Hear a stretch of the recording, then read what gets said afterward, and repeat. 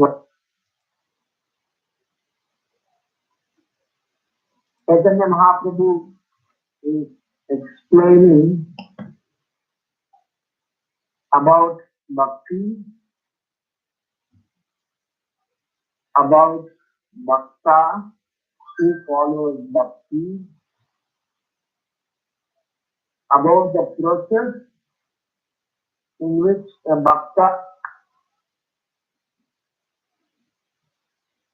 can develop to gain more and more deeper devotion,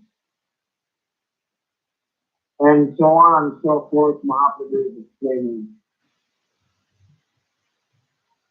Today is a very auspicious day. In India, it is Gaura Purnima Mahotsav. We just finished our celebrations. We had a fantastic Abhishek for Rishi Gaurnitai, and right now in a farm community over here near Surat, where we had a very wonderful crop of disciples managing a very nice project over here. I feel very was to be part of it over here. Gauranga Mahaprabhu, he has definitely surpassed all the other incarnations by his special gesture of bestowing that mercy which no other incarnation has ever so far given. Once Narada Muni became concerned as he was seeing Kali Yuga approaching. This is the self-realized soul. Narada Muni, as well as many bona fide Vaishnava Acharyas, they think more about delivering the fallen souls than worrying about themselves. This is one of the unique nature devotees, and this is one of the very uncommon symptoms that because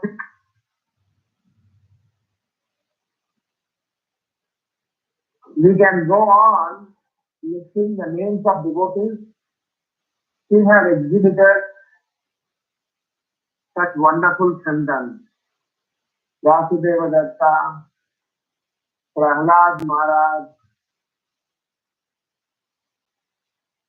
all the six Goswamis of Vrindavan, Advaita Acharya, the sages of Naimisharanya, Narada Muni, Srila Prabhupada, Bhaktivinoda Thakur.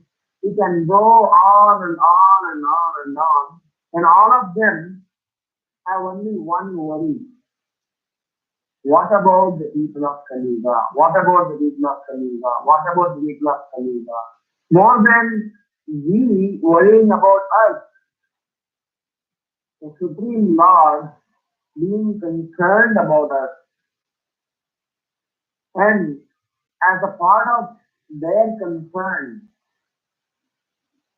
and also as a part of their love towards the Supreme Lord, the relationship between the devotee and the Supreme Lord is definitely unique one.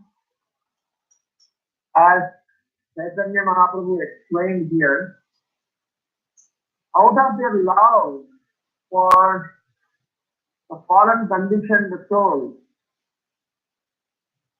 they go ahead in sacrificing, in dedicating themselves to an extent that they command the Supreme Lord's attention.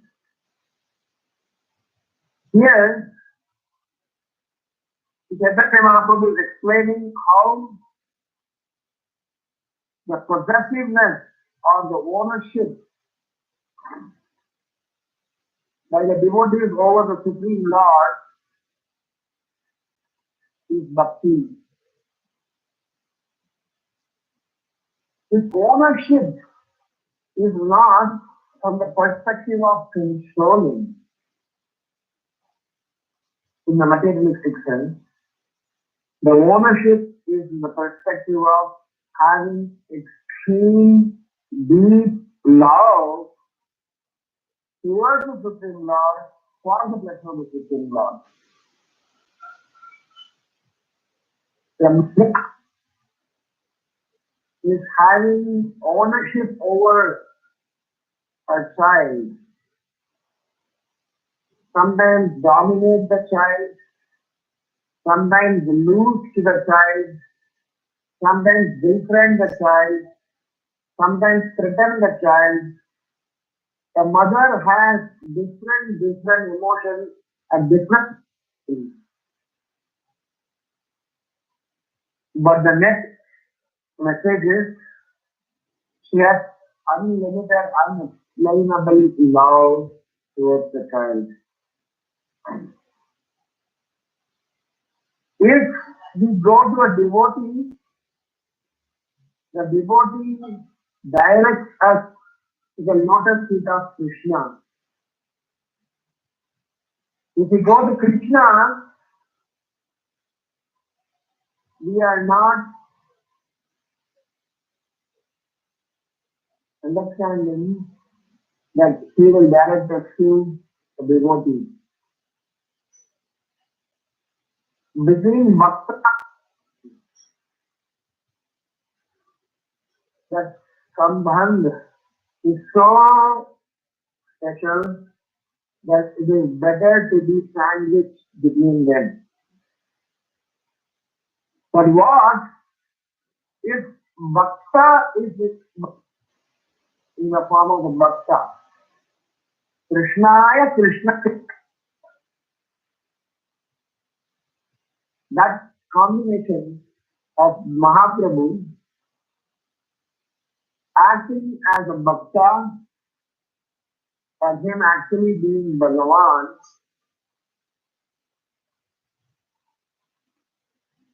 is something which is amazing. Hence Mahaprabhu's avatar is an amazing avatar.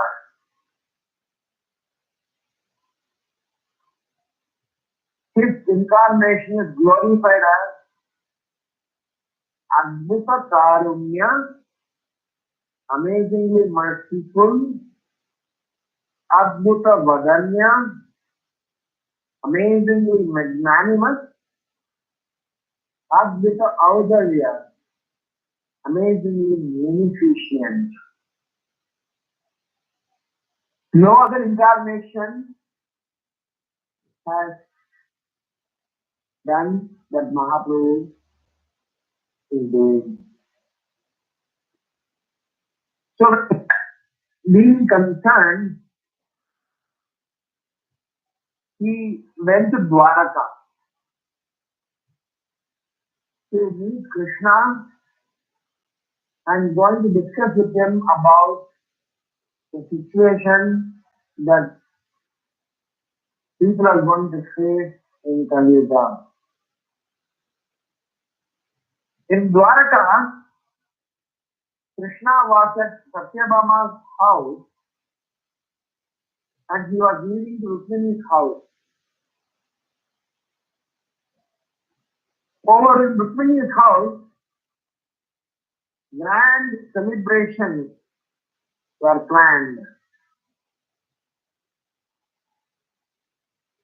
So Krishna reached, there was a very grand welcoming for Krishna at Rukmani's house. As a part of this grand welcoming, there are so many wonderful, exquisite arrangements Rukmani had made.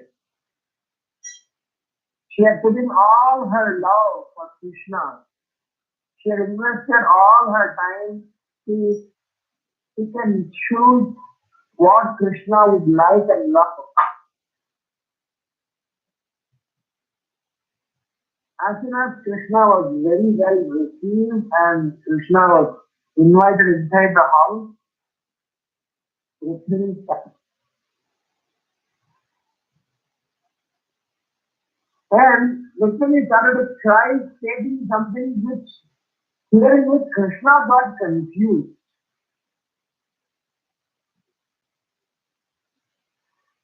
Rukmini started crying and Krishna was asking, my dear Rukmini, what happened to you? I just walked in, just came into the house and he made a very grand welcoming of me. And suddenly what happened? Why are you crying? Krishna got confused. Sometimes when husbands come home and wife starts to behave in a erratic or some weird manner, the husband sometimes gets confused or maybe the other way around. Whatever. I don't want to be biased. So Krishna got confused and Rukmini all the more started confusing Krishna by saying, only Radharani know my predicament.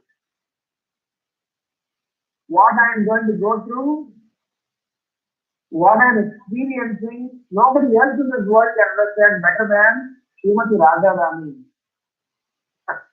As soon as Rukmini said that, Krishna got more confused. What happened?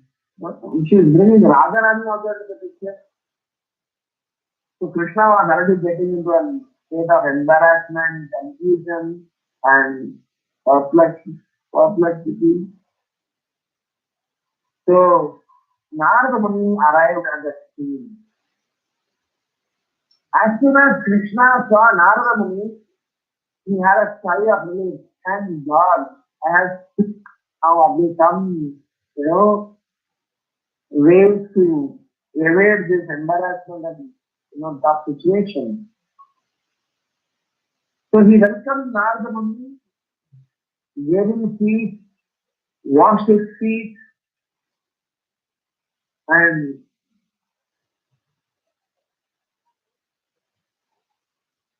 Krishna saw Narada Muni and was about to express his situation, but he was surprised. Narada Muni was also worried. So Krishna got more concerned. Rukmani is crying. Narada Muni is worried. The situation is gloomy.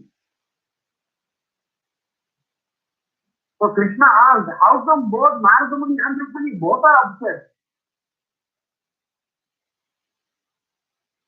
So Krishna, what is the theme? What is the problem? So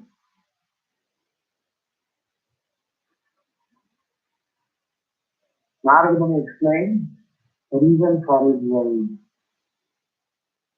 Narada Muni said that people in Kali Yuga is going to have a very tough time. Kale dosha niderajan. Kali Yuga is full of faults. What kind of faults?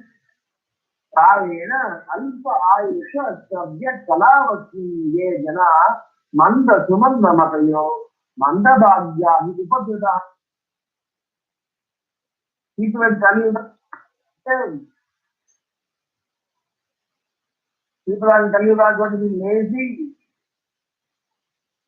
People are going to be misguided, unfortunate, disturbed. So, what will be the hope? So, thinking that Narada Muni got concerned and he shared that with Krishna And Krishna gave an assurance to Narada Muni, to Rukmani, as well as all the assembled members. He revealed that he is going to appear as Sri Chaitanya Mahaprabhu in Kali Yuga, in this Kali Yuga, to deliver those of us who couldn't make it to Krishna in all the previous chances. So Krishna gave assurance to Narada Muni, and they both were very happy, and he gave another assurance saying that they will also be part of this manifested pattern of Sri Chaitanya Mahaprabhu. That is why Narada Muni joined in the core team of Mahaprabhu Sankirtan movement as Shiva Thakur.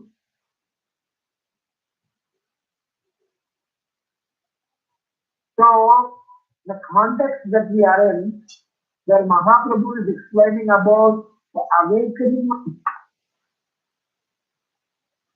by taking ownership of Krishna, by becoming possessive of Krishna.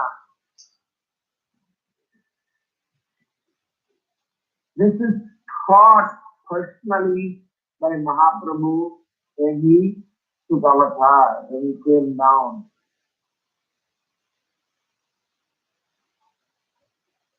So in our personal life, we need to develop such awakening. We need to develop such sense of ownership, not in terms of external possessiveness. It is in terms of being focused and committed to the responsibility that we have assumed from our spiritual master.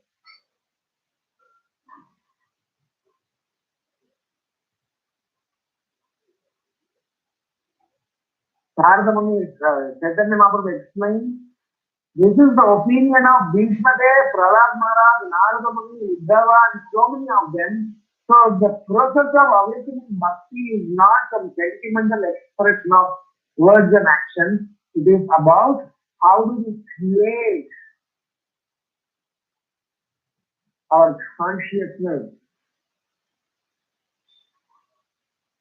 How do we mold our consciousness in such a way that we welcome the Supreme Lord within our heart. Today in the afternoon, I was writing the preface for the book that we are publishing on 31st of March. It's a very interesting publication. It's part of our endeavor to offer to the Vaishnava community. So I was meditating on Chaitanya Mahaprabhu and all the PRabhuji Acharyas, and I was writing the preface for the book. So I came across a purport from Srimad Bhagavatam, Canto 8, Chapter 3, Text number 1, from Gajendra Moksha Pastime. Prabhupada writes this. It is imperative, purport from purport, I'm reading a portion of it.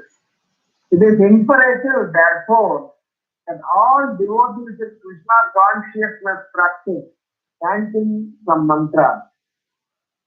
Certainly one should chant the Hare Krishna mantra, which is the Maha mantra or great mantra.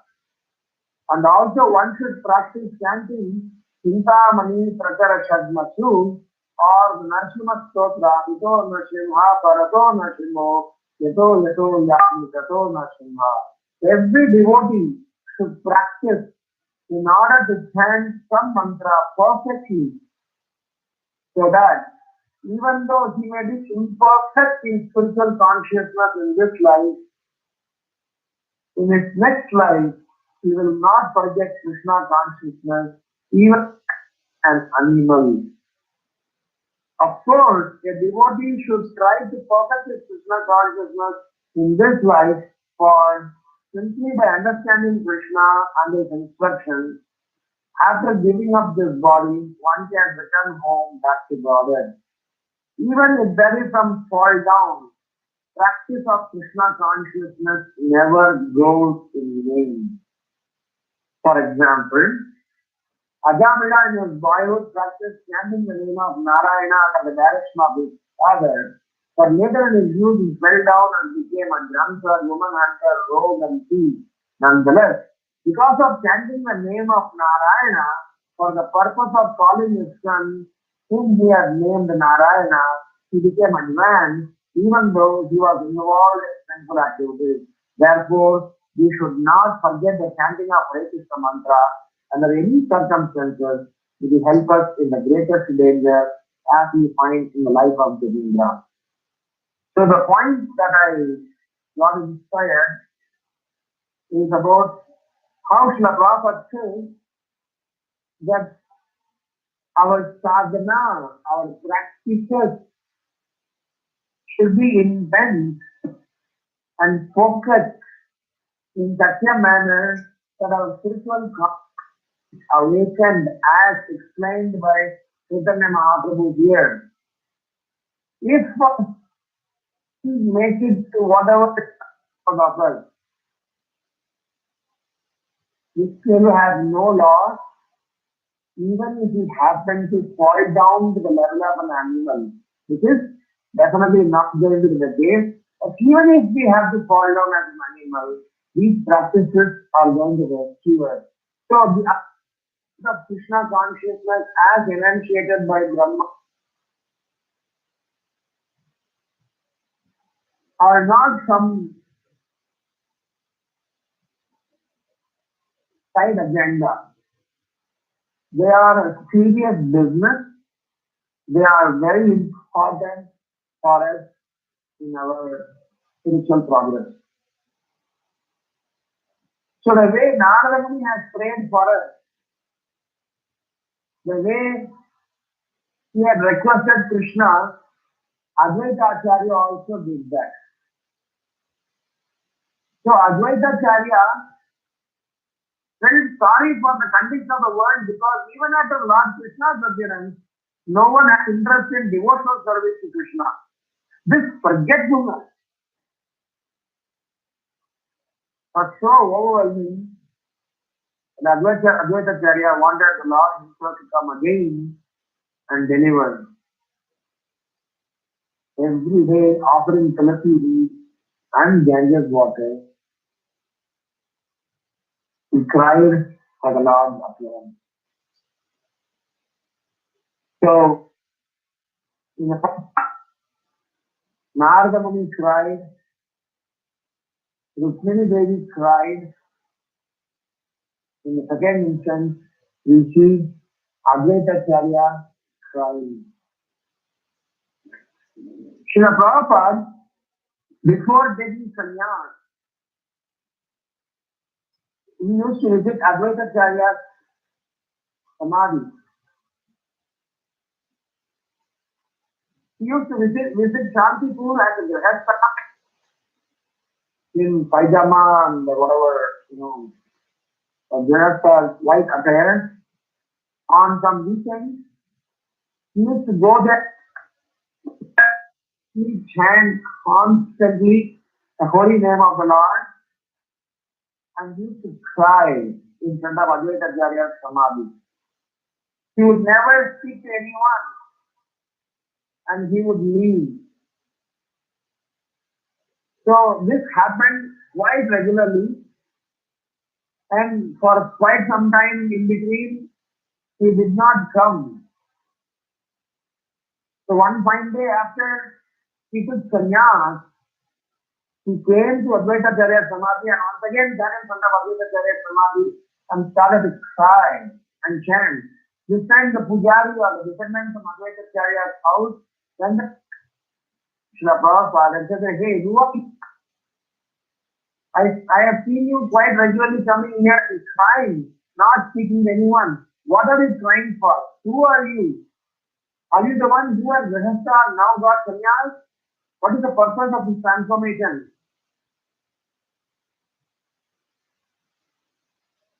The Prophet said that my name is Abhay Karnar in the Bhakti Vedanta Swami, and my Gurudev for me the impossible task. The more and more I think about it, the more and more I feel myself being unqualified. And when I think how can I leave this body without fulfilling his order, like giving a try, so I am in a perplexity and complete helplessness that somehow made up my mind to go forward in the mission of my spiritual master. And tomorrow I'm going to board the Jaladita, and I just came here to take blessings from Advaita Acharya. I'm on my way to board. So Narada Muni Prize, Advaita and Srila Prabhupada cried. Because of these three crimes, we have Mahaprabhu in our life. Had they not been there, Mahaprabhu's incarnation, probably we wouldn't have the good fortune to be part of. Yadi Prabhupada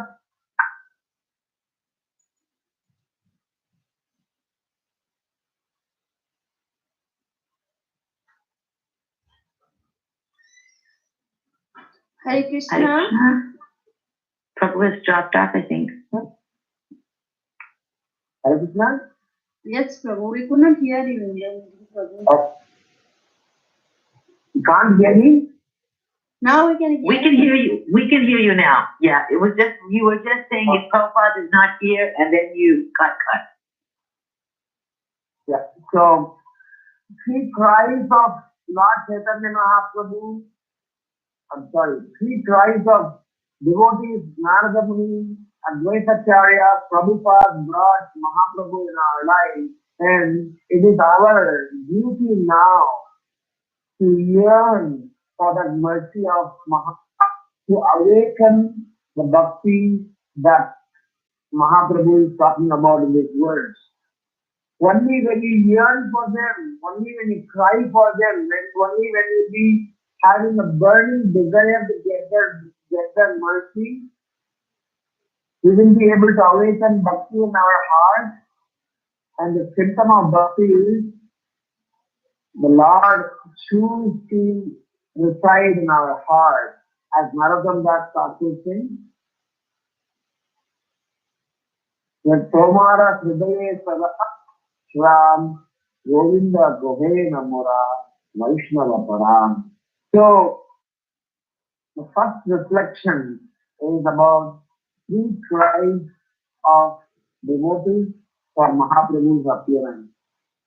The fourth should be ours. We actually yearn and try that how,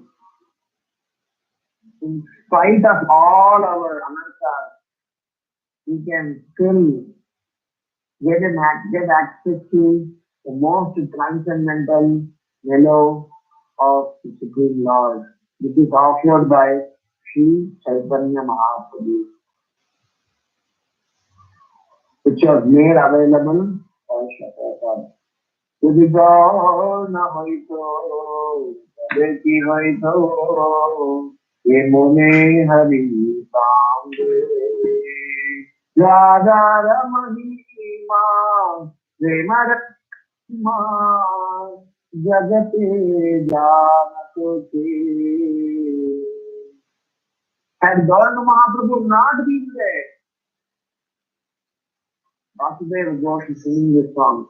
Yadi Gaur na hoito, had Mahaprabhu not been there, Radha Mahima, Prema Rasasima Janate Jnana Dokhe.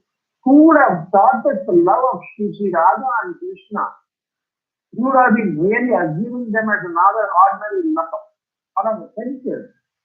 Somehow Mahaprabhu came and delivered that mellow of praying, capsuled in the form of simple Hari Nam Sankirtan. Hare Krishna, Krishna Krishna, Hare Hare, Hare Rama, Rama Rama, Hare Hare, and somehow made our life much more easier. The process of bhakti, to reach the stage of bhakti, it is not a very easy one.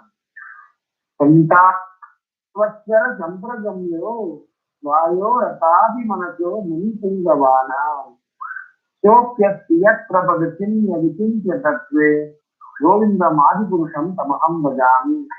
So many yogis and rishis are meditating for tens and thousands of years for getting a glimpse of Lord's lotus feet, tip of the toe of the lotus feet. Forget about the lotus feet. Santas Koti Satavatsara. And here, and giving is pure love profusely, without any discrimination, without any classification, without any criteria, but it is Anindaka Hoide, Akrit Krishna Bhade. Those who have desired to chant the holy name of the Lord, but taken a sankalpa to cite Satya Satya Militare Udharido. Anindaka Hoide. I will do my devotion by chanting the holy name of the Lord without doing any ninda, without doing any criticism, without doing any fault finding. Satya, Satya, Militare, Vidhari, I promise, I deliver that person. This is Mahaprabhu's commitment. This is Mahaprabhu's special and public statement. So hence our first prayer on this Gaur Purnima Day, where we are remembering, glorifying Sri Chaitanya Mahaprabhu through this verse of Sri Chaitanya Charitamrta, where we have to awaken bhakti, and the awakening of bhakti can happen when we sincerely cry from the heart. Bhakti Yoga, Bhakti Yoga, Bhakti Yoga Dhana, Bhakti Ye, Krishna Nam, Smarana Chandana. Vrindavan Das Thakur is writing in Chaitanya Bhagavat, Bhakti Yoga, Bhakti Yoga, Bhakti Yoga means Bhakti is Krishna Nama Smarana Krandana. Krandana means crying. Krishna Nama Smarana Krandana means by chanting and remembering about the holy name of the Lord, we just simply cry like a child crying for the mother. That is actually what is Bhakti Yoga means. If any one of you have taken up Bhakti Yoga to be happy, to be smiling, you will definitely get them. But first is washing away the dirt. And the water for washing away does not come from anywhere else. It has to come. That is why Gaur Govinda Maharaj always says that we have to start more and more crying schools where we are taught how to cry genuinely for Krishna.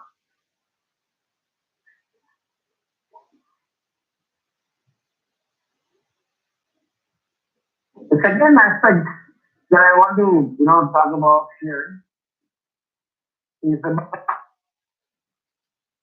how Mahaprabhu, when you are speaking about awakening of bhakti as well as the process of awakening them, is talking in the very next verse by associating with devotees and how to recognize if a devotee is going on very scientifically, logically. He himself, he demonstrated that in his lila. When Mahaprabhu, he is Krishna himself, unlike all the other incarnations of the Lord or even Krishna's personal appearance, Mahaprabhu did not start giving some instructions or start preaching anything. He was actually practicing. His preaching is put in his own personal practice until the end of his manifested pastime. Hardly anyone knew he is Krishna. Apart few rare confidential devotees. So the second reflection is being the practitioners and the followers of Sri Chaitanya Mahaprabhu, being interested in awakening bhakti in our heart, definitely developing for the Supreme Lord, trying to take control of the Lord by our practices. We need to learn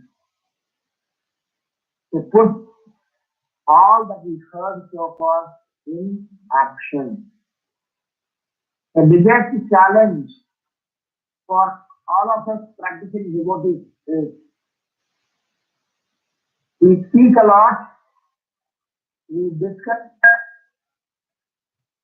we even introspect a lot.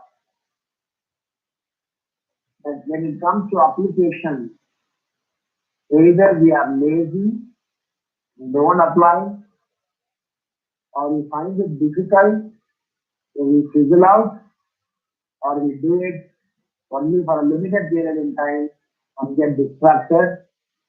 Only very, very few make it further. Srila Prabhupada gave a special warning saying that practitioners of our Krishna consciousness movement need to be extremely careful, otherwise they may get complacent and overlook what they have been bestowed with and still look around for various solutions. As I always speak, sometimes we as practicing devotees, instead of focusing on this particular core agenda of applying Srila Prabhupada, Sri Chaitanya Mahaprabhu's advice in our own life by regularly, sincerely practicing and putting them in daily practice, we get carried away by some side agenda. We get carried away by cow agenda. We get carried away by organic farming agenda. We get carried away by so many side agenda. I'm not denying them as explained in our earlier classes. They are extremely important and they are part of Krishna consciousness. And somehow, if we do not know the deep effect in them, Krishna consciousness gets sidelined and we do something which is a so-called cultural, sentimental activity, but no more devotion. And Srila Prabhupada explains this as an example where when the milk is boiling, we should not add water, rather than keep on boiling so that it becomes very tasty. On the contrary, if you go on pouring water into this, at that point in time it will no more remain as a milk. So after Srila Prabhupada established this Krishna consciousness movement, he made this comment after 10-11 years. He said that now the time is to go on boil the milk, not adding water. Preaching and expansion programs are happening very effectively. Now please consolidate and start focusing on building our own character. If you don't do that, then it will no more be very effective, and in the name of Krishna consciousness, we will be doing something lookalike devotion.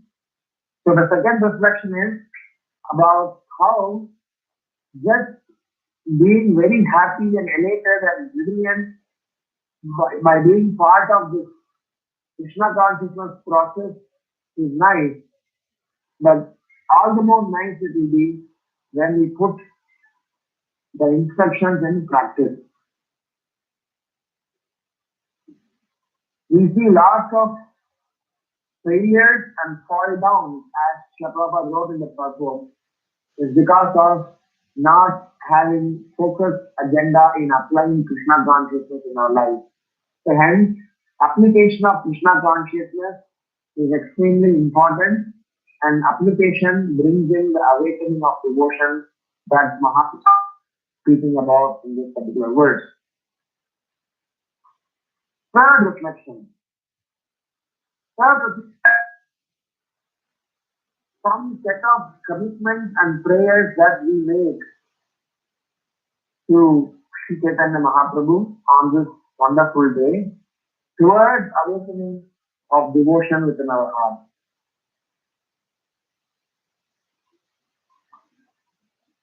Mahaprabhu, he has personally demonstrated by his lila. Srila Prabhupada writes in Chaitanya Charitamrta, chapter 3, text number 8 or 7, 10 numbers. There he says, a person who is able to see Sri Chaitanya Mahaprabhu in his life, the most complicated thing in his life will be very, very simple for him. And a person who is not able to see Sri Chaitanya Mahaprabhu, then for him, the most easiest thing will be very, very complicated. So, in our personal experience, we have realized, all of us, of how Krishna consciousness is a very scientific process, and Krishna participates to our prayers. And in the form of him responding to our prayers, he is making the most complicated agenda of developing devotional service very, very easily. In Chaitanya Charitamrta, Adilila, in text number 1, Krishnadas Kaviraj Goswami writes, things that are very difficult to do become easy to execute if one somehow or other simply remembers Lord Chaitanya Mahaprabhu.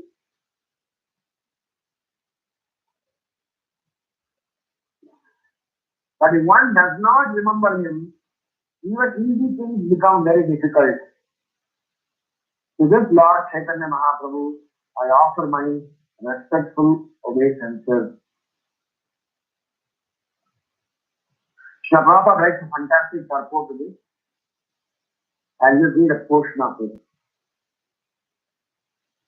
Srila Prabhupada says, one who receives a little favor from the Lord becomes so exalted that he does not care even for liberation, which is sought after by many great scholars and philosophers. The devotee of Lord Chaitanya considers residence in the heavenly planet as below the width. He surpasses the perfection of mystic yoga power because for him the senses are like snakes with broken fangs. A snake is a very fearful and dangerous animal because of its poison fangs. But if the fangs are broken, the appearance of a snake is no cause for fear. The yoga principles are meant to control the senses, but there is no scope for the senses of one engaged in the service of the Lord to be dangerous like snakes. These are the gifts of Sri Chaitanya Mahaprabhu. So the third reflection is about the gift that we receive by worshipping Sri Chaitanya Mahaprabhu. So the gift, what is the gift that Srila Prabhupada is saying? We are saved from karma yoga, we are saved from jnana, we are saved from other different sides subordinate agenda on yoga system, and they are directly elevated to the platform of Bhakti Yoga. As I explained before, Karma Yoga is just education of information. Jnana Yoga is education of just a reason of information. Jnana is imagination, contemplation, and meditation. But only Bhakti Yoga is a process of developing love. So the aspect of application happens in the stage of Bhakti, and Mahaprabhu is providing that as a gift. So he's doing two things. As a part of the gift, he is giving us love, and at the same time, he is eliminating us. He is saving us from their key agenda like other yoga systems, which are like snakes. He is saving us from intellectual self gratification. He is saving us from sentimental self gratification. He is situating us in scientific programs by which we will be able to realize Krishna consciousness. So the gift that we receive from Chaitanya Mahaprabhu is to make our life so easy, even though it is very, very difficult. These yogis are spending tens and thousands of years, and what they could get, we are getting much, much, much more than that simply by chanting the holy name of the Lord.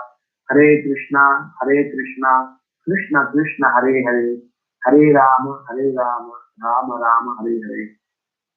The last reflection of the prayer is, on this auspicious day, we all should pray and take sankalpa how we wish to be part of this Mahaprabhu's Sankirtan movement. As I always say, we should have in our nerves Param Vijayate Sri Krishna Sankirtanam as a mission of our life. Because spreading the Sankirtana movement was the mission of Sri Chaitanya Mahaprabhu's incarnation. So for us, as students and practitioners of Krishna consciousness, our mission, our life goal, our target should also be to spread the holy name and be part of the mission and not be part of the problem. We should be part of the Sankirtan mission to spread this Sankirtan movement, and we should not be a burden or fault. We should definitely see to that we give our commitment and get convinced that we preach the holy name by our practice as well as by our participation. So the third prayer is, as we do this, we will not or offend anyone. So as a part of the fourth reflection, we are just offering our prayers to Chaitanya Mahaprabhu, to Nityananda Prabhu, to all the wonderful personalities about whom Mahaprabhu spoke, referring here to this sloka. Bhishma, Uddhava, Narada, Prahlad, who are all accomplished devotees. We follow their footsteps, and as we follow their footsteps, we make our commitment and get convinced that we will preach about the holy name by putting us into practice as well as we are trying to apply the principles of Krishna consciousness in a very scientific manner. So this is the fourth reflection. So to summarize our conversation today, we have four sets of reflections. The first one is about how Narada Muni, Advaita Acharya, Bhaktivedanta Swami Srila Prabhupada, all have cried, all have prayed, all have begged, all have expressed their concern for us in Kali Yuga to make progress. So we, as practitioners, should also learn to cry and glorify the Supreme Lord and deep heart of yearning and crying for the mercy of Sri Chaitanya Mahaprabhu and take admission in the crying pool. He explained how Anindaka Hoje Sakat Krishna Bhaje by not offending and constantly chanting to get Krishna's mercy, how by crying and remembering is what Bhakti Yoga according to Vrindavan Das Thakur. And Mahaprabhu is delivering something which is very, very amazing. For him, his incarnation is called Adbhuta Karunya, amazingly merciful, Adbhuta Vadanya, amazingly magnanimous, Adbhuta Audarya, amazingly munificent. So we discussed about the second reflection, wherein we discussed how we need to understand Mahaprabhu's mercy, the gift that Mahaprabhu has given, the gift that he has given is to deliver us from all the other small processes, give us access to direct devotional service. And we discussed about how when somebody remembers Sri Chaitanya Mahaprabhu, Sri Chaitanya Mahaprabhu makes the most difficult things sound easy. If you don't remember Sri Chaitanya Mahaprabhu, the most easiest things become very difficult. The third reflection, we spoke about how it is imperative for us to put these in practice, apply them in our daily life. Half of the time, we may be talking about it, thinking about it, appreciating about it, it's all fine, glorious. And unless we put them in practice, which Mahaprabhu did, unlike all the avatars, he first demonstrated, then after his Aprakat lila, people spoke about him. Still Mahaprabhu himself performing his lila, hardly few of his confidential devotees knew about him as Bhagwan, if he was behaving like a doctor. So in our own humble endeavor, we should all try our best ways and means to apply Krishna consciousness in our daily life and somehow or other take it forward with consistent movement. And finally, the last reflection was about the set of prayers when we commit ourselves to spread the holy name and be part of this mission, Param Vijayate Sri Krishna Sankirtanam. Number two, we commit and convince ourselves that we will practice and we will also teach by our own personal example how the Sankirtan movement is our only savior. And last but not least, we will also not take any credit for our actions and also not commit Vaishnava aparad.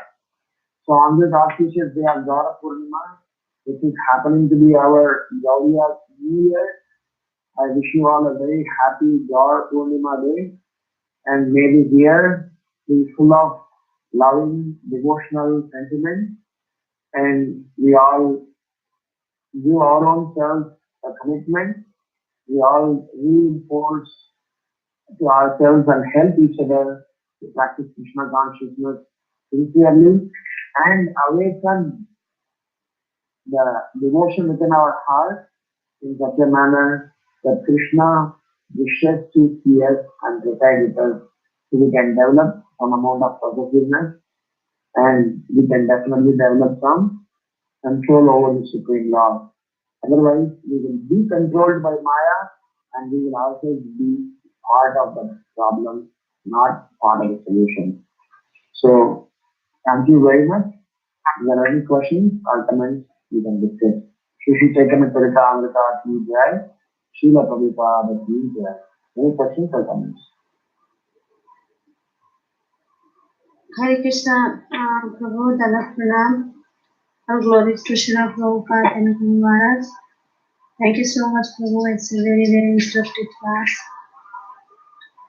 Prabhuji, I have a two question. Prabhuji, the things when we are practicing devotional, Hare Krishna, Yeah, yeah. somebody is there.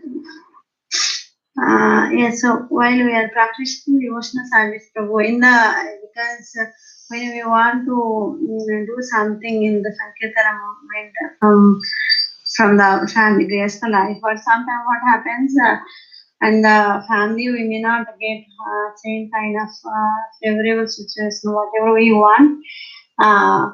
And then also sometimes we might be distracted in the family things because we know we should not force to anyone, but we have to help them. But at the same time, it's very difficult to focus our mind in that situation too. What do you suggest in that situation? Okay. Thank you so much for this question. So yesterday I've been discussing about this to some devotees over here. So I would like to share three points with respect to this question. Number one, if we as practitioners, if we are genuine in our prayers, if we as practitioners, if we are genuine in our desires, if we as practitioners, if we are genuine in our priorities in life, so our prayers, our desires, our priorities, if these three are genuine and honest, and in spite of that, we are facing roadblocks and challenges, we need to remember that that is being delivered to us by Krishna for improving something within us or to remove something bigger as an obstacle. We need to very clearly understand it is impossible for Krishna to touch us in difficulty when we are interested in going closer to Him. It is like the mother loving the child. Sometimes the child does not want to study, does not want to go to school, does not want to practice something. The mother simply puts the child through some austerity. The child may assume, think, perceive the mother as not, but later, when the child gets mature, when he reflects back, he will thank mother.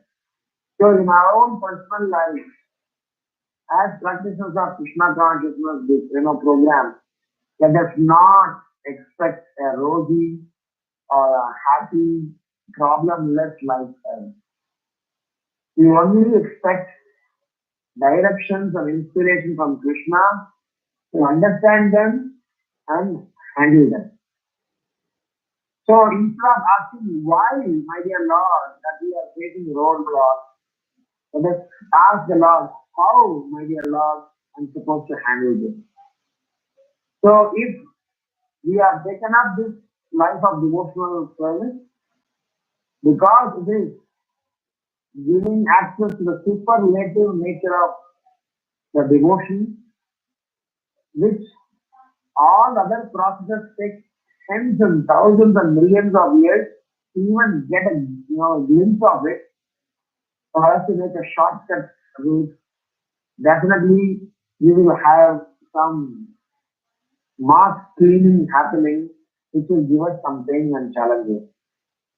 So my first reflection is, if we are genuine in our desires, genuine in our prayers, genuine in our priorities, then any part that we may face is given to us by Krishna because He would have taught and He knew that only these are the only way by which we can get pain. Otherwise, we would have become further complacent. Point number two. As we move forward in Krishna consciousness, Radhanath Maharaj once told this in a class in Mayapur. As we move closer in Krishna consciousness, move further in Krishna consciousness, move deeper in Krishna consciousness, our examinations and our evaluations and our process of progressing will be tougher and tougher because Krishna doesn't want an unclean candidate. It is very simple, like how a kid in the earlier years of study, his education is not complex. And as you go up in the ladder, you have to take up some really some complicated exams and evaluations. So Maharaj is mentioning that how, as practitioners, as we move forward in our Krishna consciousness, be prepared for more load of service, be responsibilities, be prepared for more and more challenges that Krishna is either to use us in educating others or use the situation in educating ourselves. The challenges are not going to be removed. What is going to be removed over a period of time is perspective to face the challenges.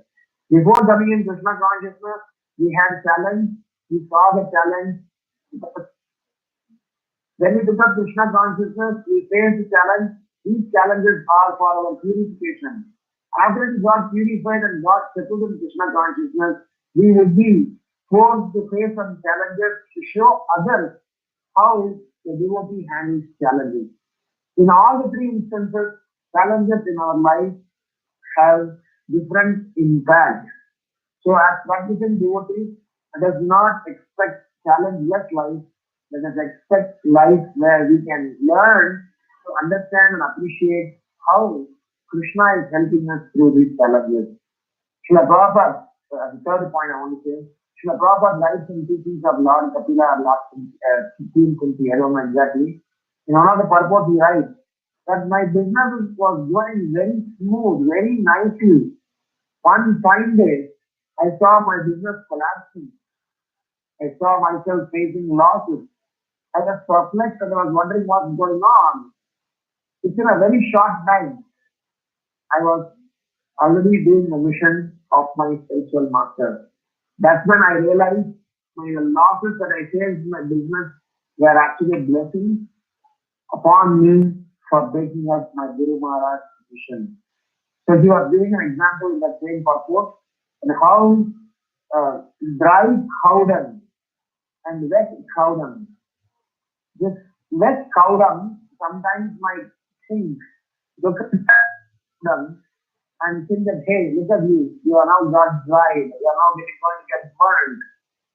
And this wet cow dung might be very much proud, but very soon this wet cow dung will also going to get dried and will eventually be burned to ashes.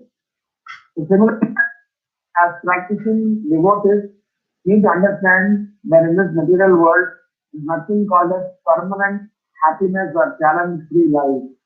If you learn to understand everything from the perspective of the Supreme Lord, then we have an eternal life of happiness. Otherwise, we can always go on crying for things that we don't have. Am I making some sense? Is that clear? Yes, Prabhu, it's very nice answer, Prabhu. Hi Krishna, is there any devotee have any question or comment?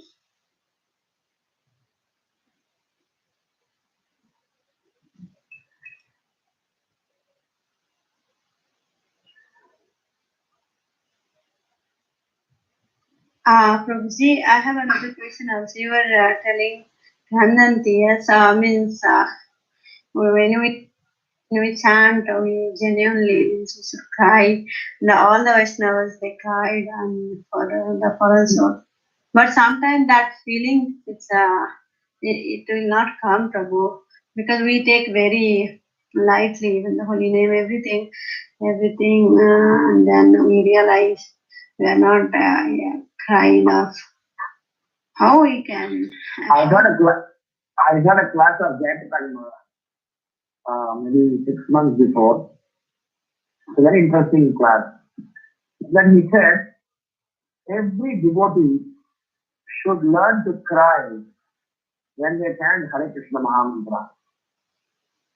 If we are not able to get cry, you should cry for getting cry. And then he further said, if you are not able to get for crying, you should cry for that. So he went on and on for 6, 7 times. But how we should not stop our endeavor in feeling yearning.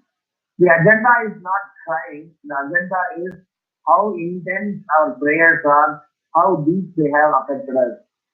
The reason the cry is justified is because that which we are very much attached to, if we are not provided, we cry. And second thing, that which we are very much attached to, if we are not able to get it, we will cry. So the agenda of making us cry is that which we are attached to, this body and external and gratifying things. We need to remove them so we will get a cry. And similarly, we are being missing Krishna's memorial by removal of this unwanted things in our heart, upadi, then we will awaken our non-consciousness or physical consciousness and we'll start to miss Krishna. That time we will cry. So this crying is going to be simultaneously justified for full of unwanted things from us and also for unavailability or vacuum or delay in seeing Krishna. So in both ways, crying is justified.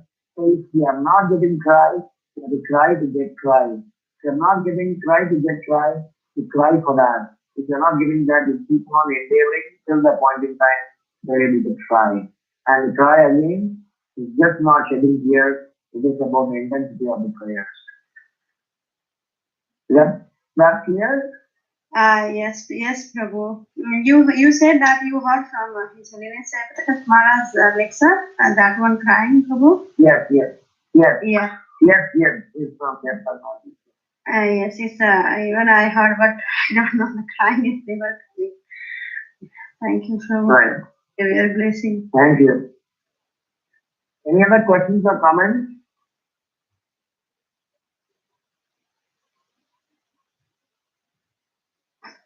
Hare Krishna Prabhuji, Dhanyavat Pranam. All blessed to Shri Prabhupada, all blessed to the Maharaj.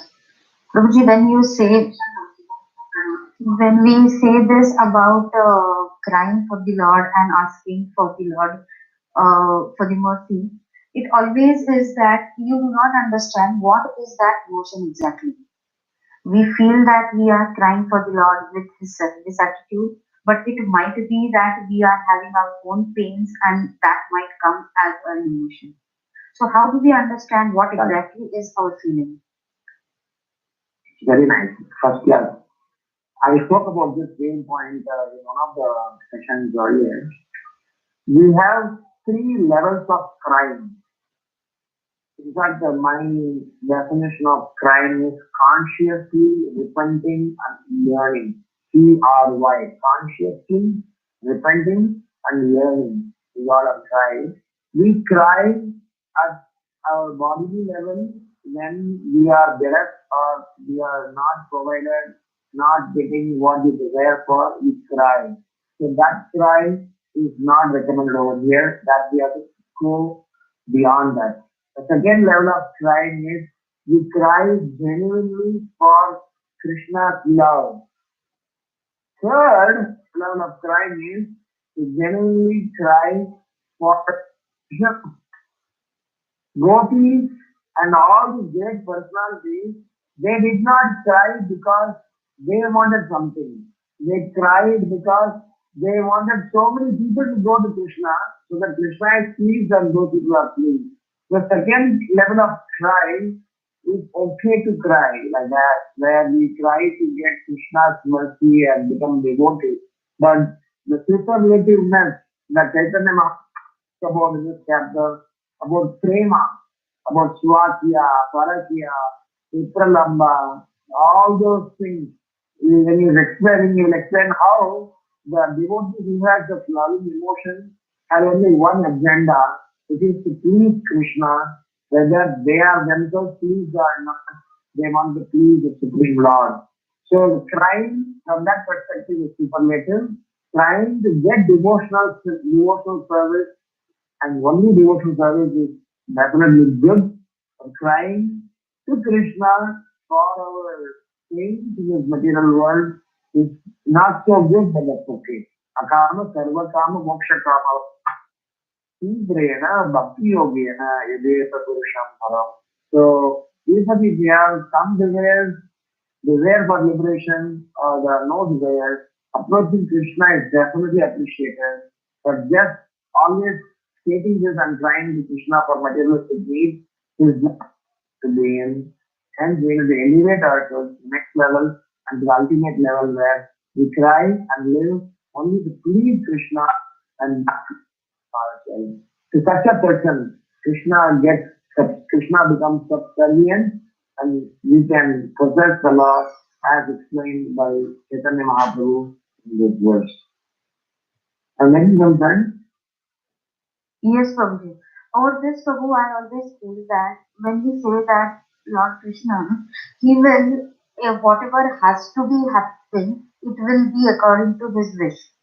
So then, why in the first case we ask for things then? If we ask also, it is going to be His wish, whatever is good for our bhakti, He will only sanction that. Then why in the first place we need to ask Him? very nice question. In Bhagavatam, in the Nrsimhadev appearance pastime, 7th canto, 10th 7. If you read 7th canto, 9th step in the fag end of the chapter, this is after Hiranyakashipu was killed.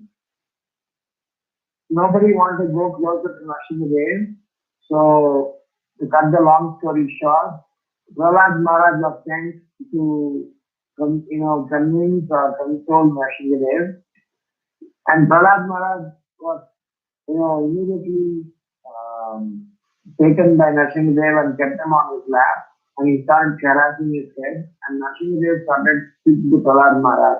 My dear Prahlad, I'm so much pleased with you, so please let me know, what do you want from me? Prahlad said, my dear Lord, I don't want anything from you. Nrsimhadev insisted for the second time, no, you should definitely ask something from me. Prahlad Maharaj responded saying that, my dear Lord, don't try to prove yourself you are my master by giving me something. Whether you give me or not give me, you are always my worshipable Lord. But if you give me more, I get more and more trouble, so I don't want anything. So nothing they insisted for the third time, no, you should definitely accept something from me. That's when Prahlad is making a prayer. He says 7:10:7. You can all read this memorize. Yadi dasyati nekama ram svam varadarshana kamanam yadi asandogam bhavatastu grine varam. She is asking Nrsimhadev, my dear Nrsimhadev, if at all you want to give me a boon or benediction, please bestow me with a benediction. Kamanam hridya sandogam bhavatastu grine varam. Remove the sense gratificatory propensity within my heart, which is blocking the vision towards you, and hence please remove that if not you want to do something. So definitely yes, Krishna knows what not to give, but if at all we are tempted to ask something, this is what we should ask. We should ask Krishna, please remove the sense gratificatory propensity which is acting like a cataract and blurring the vision to see the Supreme Lord. Technically speaking, if we are mature in Krishna consciousness, a mature devotee does not ask, rather he relinquishes. Tattva Turna Matesha Mandalapati Training Pada Tichavat. All the Goswamis, they gave up all the designations. Some of them gave up their sannyas danda, some of them gave up their janayu thread, they gave up their saffron cloth, they gave up all the identities which are external to only inspire all of us to take up Krishna consciousness. So, for us to give up the upadhi, we need to be very careful. We have general propensity to ask, so even we want to ask, we ask this. With this, कामानां हृदय संभोगम भवतस्तु हृदयगणम Please remove the sense gratification propensity from the heart. Making sense? Yes, Prabhu, perfect, perfect. Thank you so much, Prabhuji. Thank you. Hare Vishnu. Hare Krishna. Any other comment, question?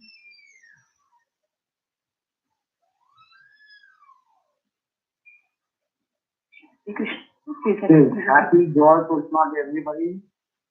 Thank you so much for being part of this Sangha. Prabhuji, someone is asking, Hare Krishna Prabhu, someone wants to